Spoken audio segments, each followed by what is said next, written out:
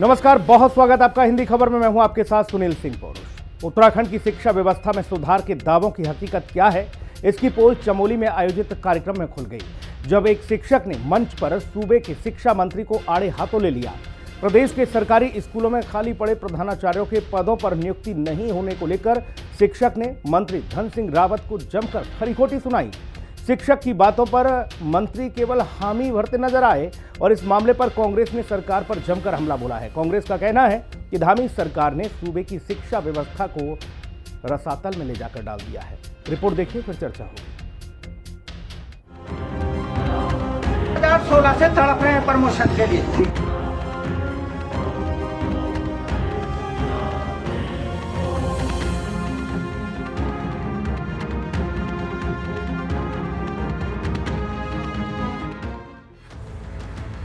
मंच पर मंत्री धन सिंह पर भड़का शिक्षक। धामी राज में बदहाली की बताई हकीकत। कांग्रेस ने सरकार पर साधा निशाना। रसातल में पहुंचा दिया शिक्षा महकमा। धामी सरकार राज्य की शिक्षा व्यवस्था में सुधार के बड़े बड़े दावे करती है, लेकिन धरातल पर हालात क्या हैं, इसकी पोल चमोली में उस समय खुल गई जब गोपेश्वर में आयोजित कार्यक्रम में एक शिक्षक ने मंच पर शिक्षा मंत्री धन सिंह रावत को आड़े हाथों ले लिया। मामला प्रधानाचार्य पदों पर प्रमोशन में हो रही देरी और सरकारी नियमों की अनदेखी से जुड़ा था। शिक्षक ने बेबाकी से अपना नाम ललित मोहन बताते हुए कहा कि 2016 से वो प्रमोशन का इंतजार कर रहे हैं। 2016 से तड़प रहे हैं प्रमोशन के लिए। ठीक है, क्या इसमें कुछ प्रमोशन होने हैं? ठीक है। राज्य के सरकारी स्कूलों में प्रधानाचार्य के लगभग 2300 पदों पर प्रमोशन होने हैं। शिक्षक ने कहा कि इस मामले को आप सीरियसली लीजिए, ऐसा नहीं करके आप बच्चों के कॉन्फिडेंस में कमी कर रहे हैं।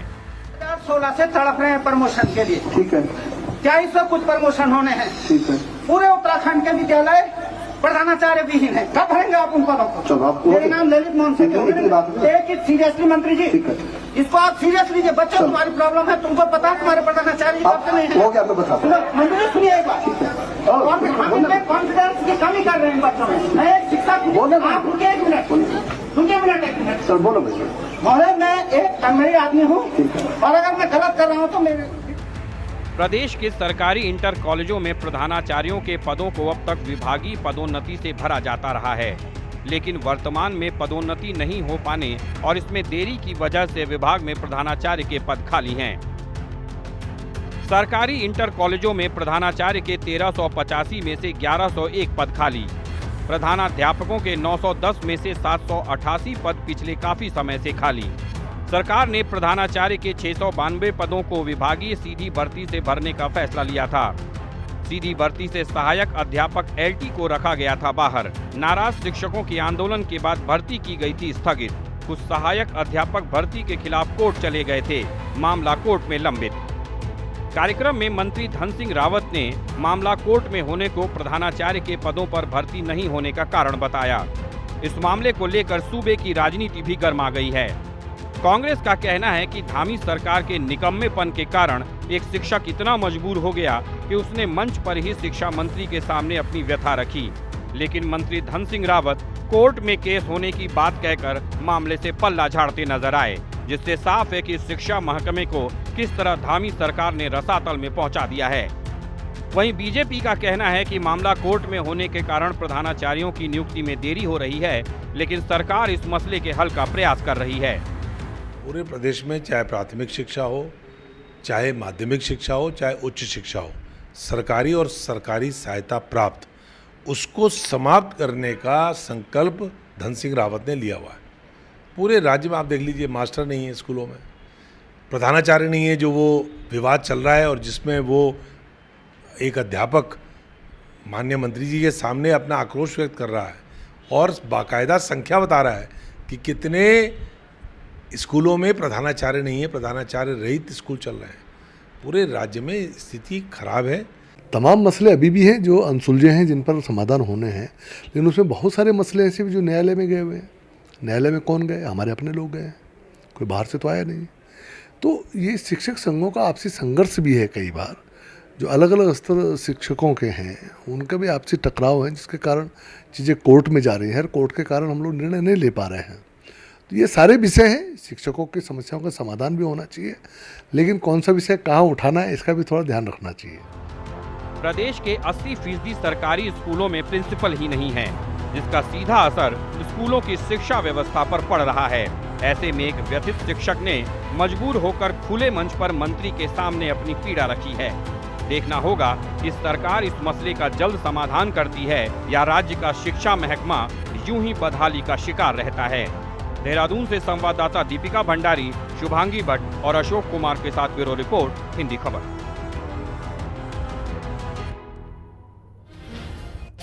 मेहमानों से मिलवा देते हैं आपको। सुनीता विद्यार्थी, प्रदेश प्रवक्ता भारतीय जनता पार्टी, हमारे साथ हैं। सुनीता जी का बहुत स्वागत है। प्रतिमा सिंह जी, प्रदेश प्रवक्ता कांग्रेस, हमारे साथ हैं। प्रतिमा जी का बहुत स्वागत है।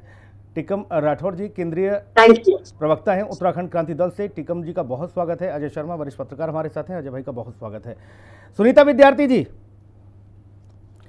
नई शिक्षा नीति ले आओ या कुछ और व्यवस्था कर लो, जब शिक्षक ही नहीं होंगे और 9-9 साल हो जाएंगे उन शिक्षकों को अपने हक और हुकूक के लिए लड़ते हुए, तो कहाँ जाकर गुहार लगाएगा भाई, और किससे गुहार लगाएगा? ये तो हालत ही बड़ी खराब है यहाँ। बताइए, प्रधानाचार्य नहीं है।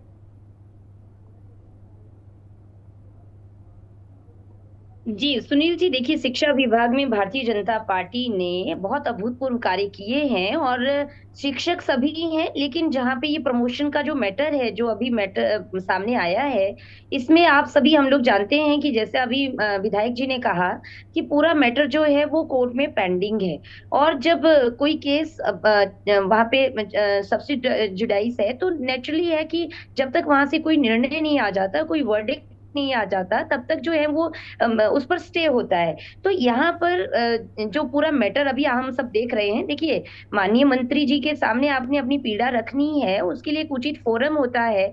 शिक्षक तो अनुशासन के लिए माने जाते हैं और शिक्षक ही अनुशासन सिखाते हैं, उसके बावजूद अगर ऐसी चीजें हो रही हैं तो ये बड़ी दुखदाई है। लेकिन जहाँ पे अगर सिस्टम में कहीं प्रॉब्लम है, कहीं पे कोई किसी वजह से अगर कोई मैटर पेंडिंग है, तो वो भी हमें देखना चाहिए। इस तरीके से अगर हम प्रोटोकॉल तोड़, अरे भाई, पानी सर से ऊपर बह जाएगा क्या होगा? सुनीता विद्यार्थी जी, पानी सर से ऊपर बह जाएगा क्या होगा? 9 साल हो गई, 2016 से शिक्षक परेशान है इस बात के लिए। उन्हें अपनी चिंता के साथ साथ प्रदेश के भविष्य की चिंता है। जो नौनिहाल हैं, जो बच्चे हैं, प्रदेश का भविष्य। आप कह रही हैं कि पेंडिंग है मामला, इसलिए नहीं जा पा रहे हैं। हमने कितने मामलों में देखा है जहां सरकार ने त्वरित पहल करते हुए कई मामलों में अदालत में जाकर जूझा है और फैसले लेके आई है सरकार। नहीं सुनील जी, देखिए मैं आपकी बात से सहमत हूँ, लेकिन यहाँ पे जो मैटर है, देखिए ये आप सभी हमने देखा कि किस तरीके से जो वहाँ पे टीचर ने आकर स्टेज पर जिस प्रकार से माननीय मंत्री जी के प्रोटोकॉल को तोड़ा है, मैं यही कहूंगी, क्योंकि शिक्षक अनुशासन के लिए माने जाते हैं। और 9 साल क्या, आपने देखा कि पिछली सरकारों में कितने 15-15 साल तक जो है इन्होंने शिक्षक तक नहीं पहाड़ों पे चढ़ाए, डॉक्टर तक नहीं चढ़ाए। तो यहाँ पे जो पूरी व्यवस्था जो पटड़ी से उतर गई थी, अभी आप हम लोगों को जो दूसरी बार जनता ने समय दिया और सत्ता में लाया, सारी चीजों को व्यवस्थित करने में समय लगता है। और जैसा मैंने आपको कहा कि ये पूरा जो मैटर है माननीय मंत्री जी के संज्ञान में था, और ऐसे बहुत सारे कॉलेजेस है। आप देखिए कि टेक्निकल यूनिवर्सिटी में इन लोगों ने एक भी परमानेंट फैकल्टी नहीं रखा था, उसके बावजूद जो हमने वहां पे क्रांतियां की, उसके बाद भारतीय जनता पार्टी आई, वो क्लियर करके बताएं सुनीता विद्यार्थी, किसने नहीं रखा था, किसके सर ठिकरा फोड़ रही हैं, ये बताएं। प्रतिमा सिंह के लिए कह रही हैं क्या कि कांग्रेस ने नहीं रखा, ये कहना चाह रही हैं?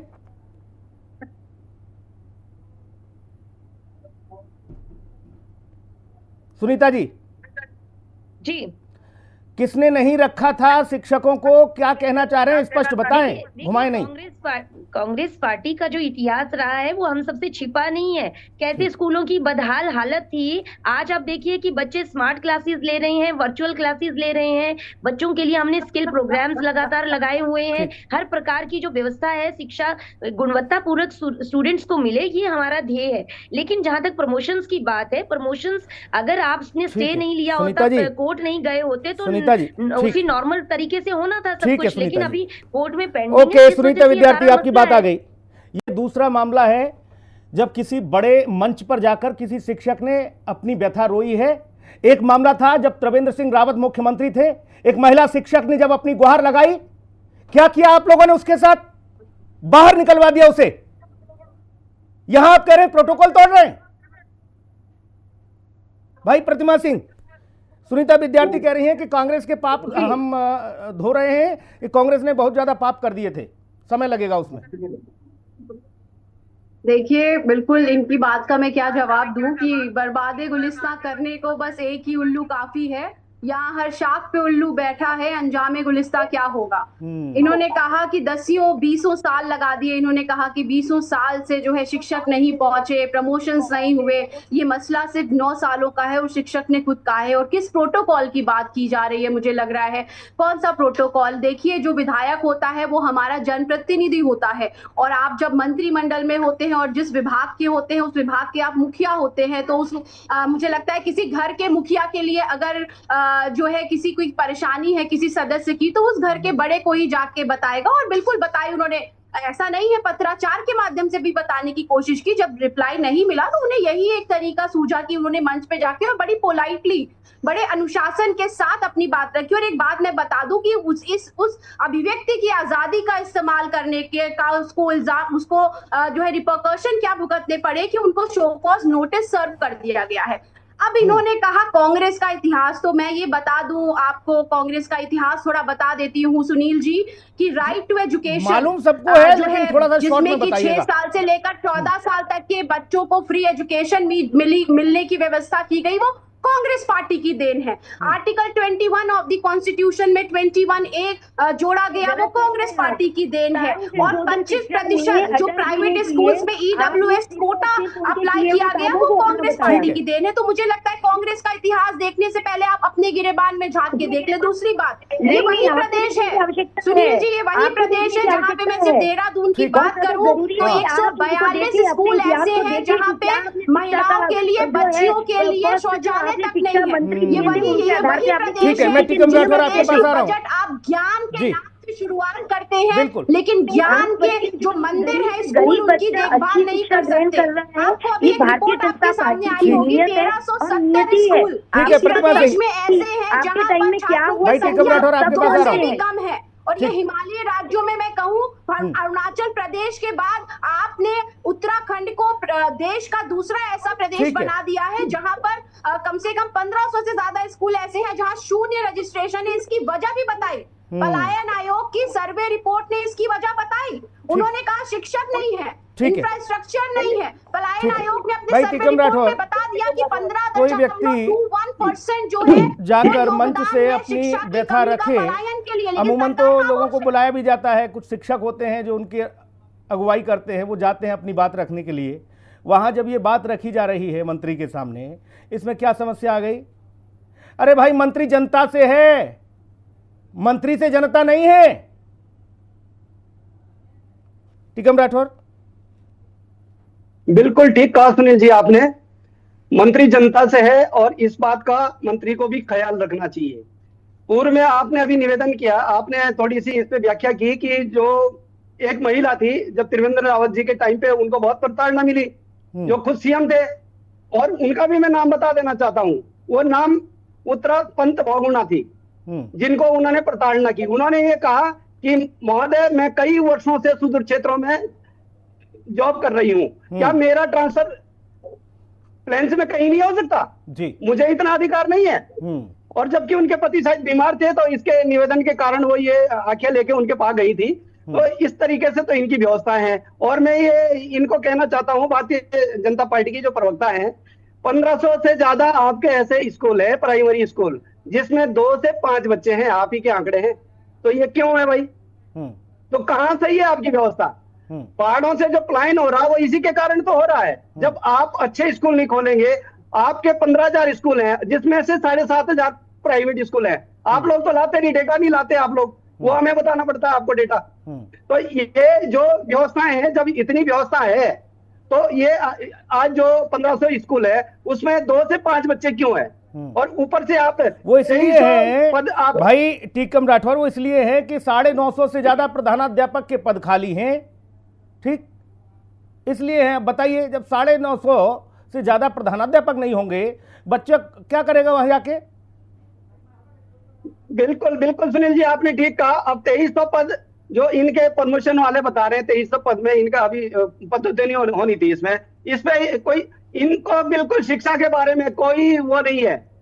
कोई खत्म हो जाए, हमारा जो पहाड़ है वो खत्म हो जाए, ये तो यही चाहते हैं। हम तो ये कह रहे थे कि सेंट्रल स्कूल जैसी व्यवस्था हो। ठीक है भाई, और दोबारा लौटूंगा आपके पास। अजय एक शर्मा हमारे साथ हैं। अजय भाई,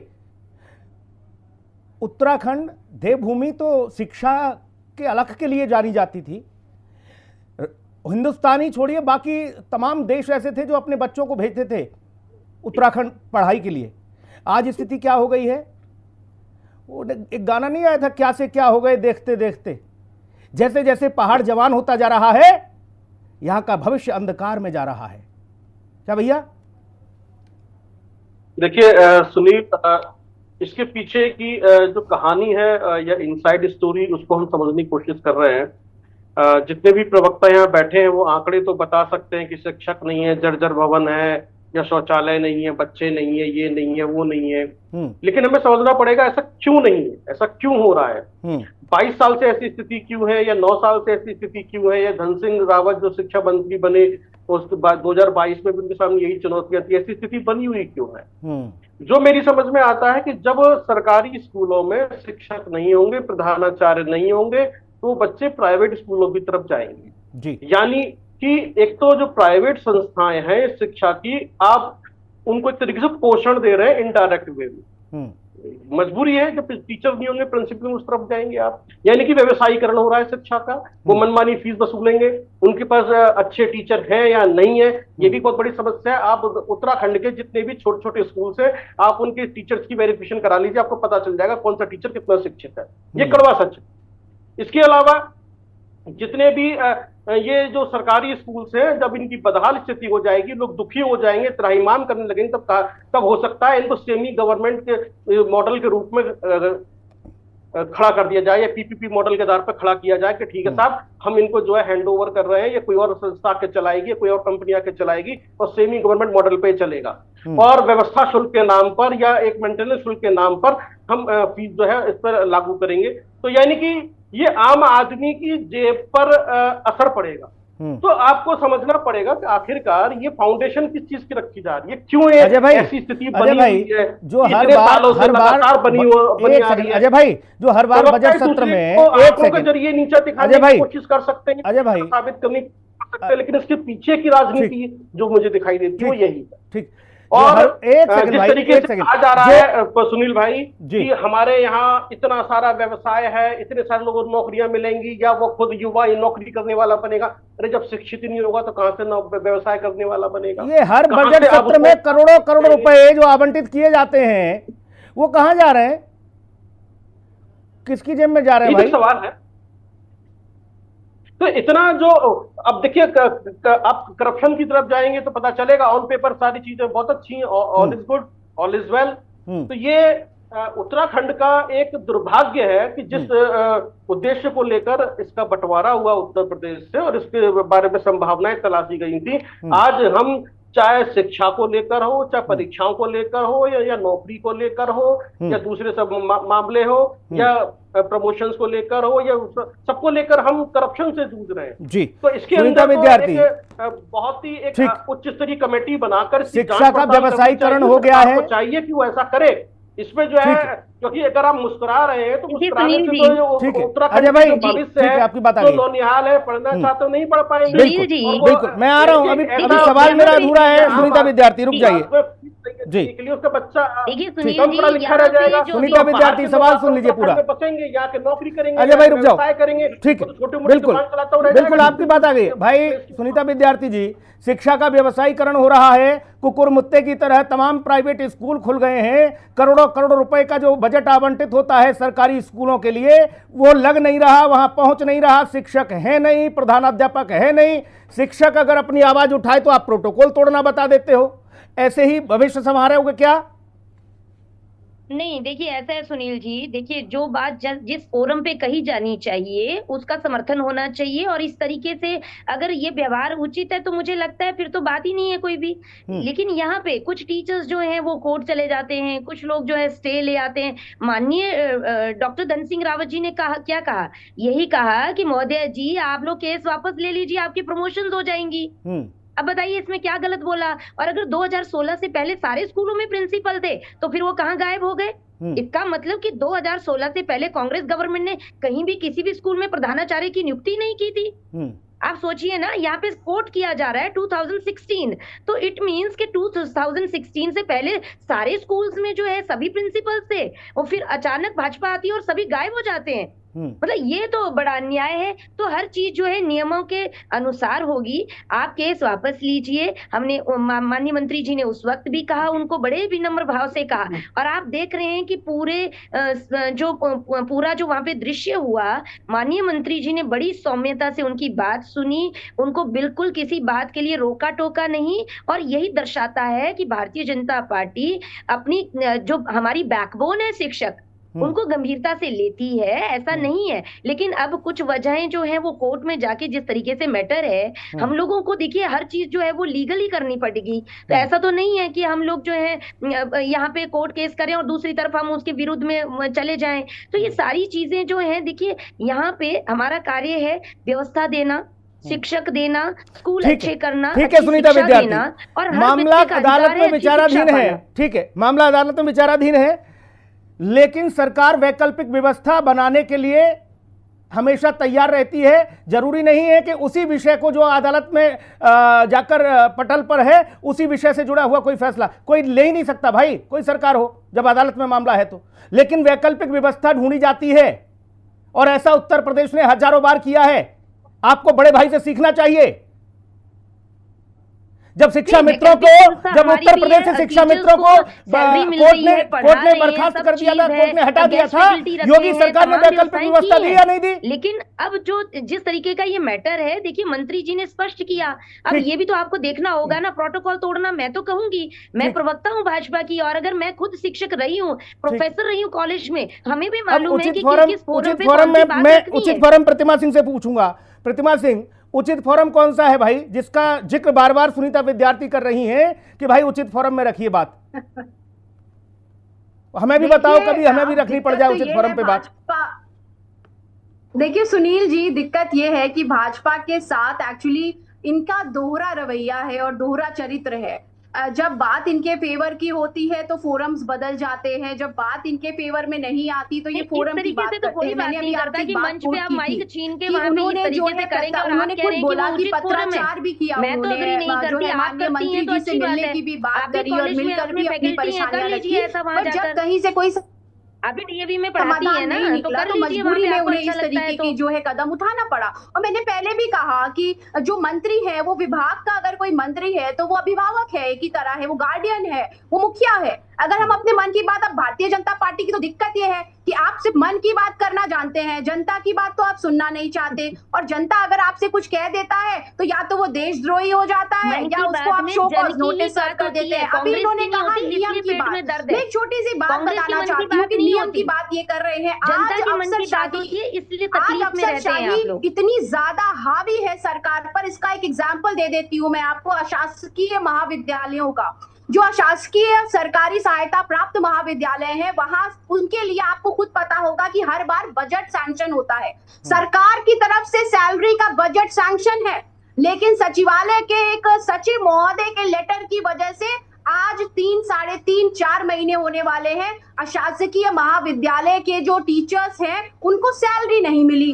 अब ये इसमें कौन सा लीगल पॉइंट, अगर आज वो सारे टीचर्स कोर्ट चले जाएं, फिर आप कह देंगे जी मंत्री जी तो बड़े इनोसेंट हैं, उन्हें तो पता ही नहीं था। अब आप कोर्ट चले गए हैं तो पहले आप कोर्ट से वापस आ जाइए, उसके बाद हम फैसला करेंगे। तो भाजपा अगर आप समझिए, अगर आप शिक्षा पे हस्तक्षेप करेंगे तो ये प्रदेश के भविष्य का निर्माण नहीं कर पाएंगे। आप लोगों ने वो प्राइमरी शिक्षा को, सेकेंडरी शिक्षा को, सीनियर सेकेंडरी को या हायर एजुकेशन का शिक्षा को, आपको उसको अपना जो है कार्य करने की स्वतंत्रता देनी ही पड़ेगी। आप यूजीसी के माध्यम से आप विश्वविद्यालयों का ठीक है सुनीता विद्यार्थी, ठीक है भाई। प्रतिमा सिंह, एक शिक्षक के पास क्या है, प्रमोशन है। Sunil ji 10 second, Sunil ji 10 second. एक शिक्षक के पास क्या होता है, कॉलेज की तो इन्होंने पीड़ा रखी थी, जिनको 2-3 महीने हुए हैं, तकनीकी विश्वविद्यालय में 2-2 साल फैकल्टी को जाए। ये तीनों चीजें आप उस वक्त टाइम पे कहाँ उपलब्ध दिया? नहीं उस करवा वक्त पा रहे हरीश क्योंकि आप रावत ने सैलरी नहीं सैलरी देते तो नहीं उसके दी आत्मसम्मान पे चोट पहुंचती और है। जो करप्ट उसका अधिकारी प्रमोशन ठीक है नहीं प्रतिमा जी। देंगे तो वो अपने जीवन ठीक है में जिस प्रतिमा जी, तरीके से आगे ओके बढ़ता है, वो प्रतिमा जी, पीछे ठीक है चला जाता है।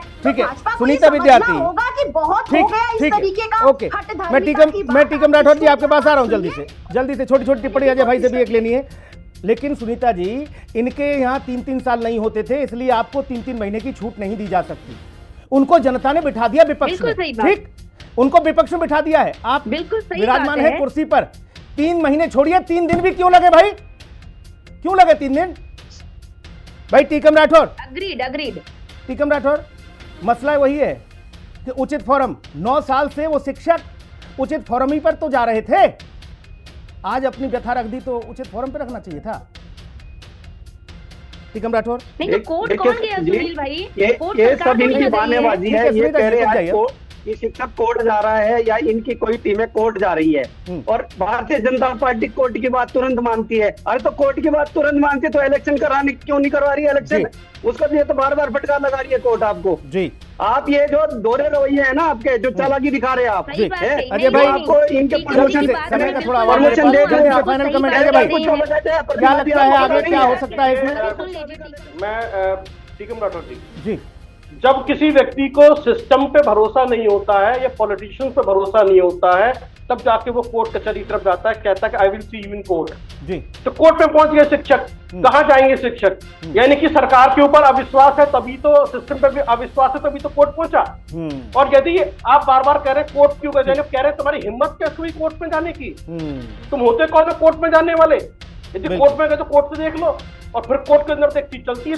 ठीक है अजय भाई, जब आप मीठी दवाई मंच से पिलाने की कोशिश करते हो ना भैया, जब आप मीठी दवाई मीठी घुटी पिलाने की कोशिश करते हो, लॉलीपॉप जो देते हो मंचों से, उसका असर नीचे दिखना चाहिए। नहीं तो फिर यही हो जाता है कि आए नेताजी लॉलीपॉप चुसा के चले गए हैं? लोग परेशान हैं। उचित फोरम कौन सा है वो भी बता दीजिएगा सुनीता जी, अभी तक वो मिला नहीं उचित फोरम।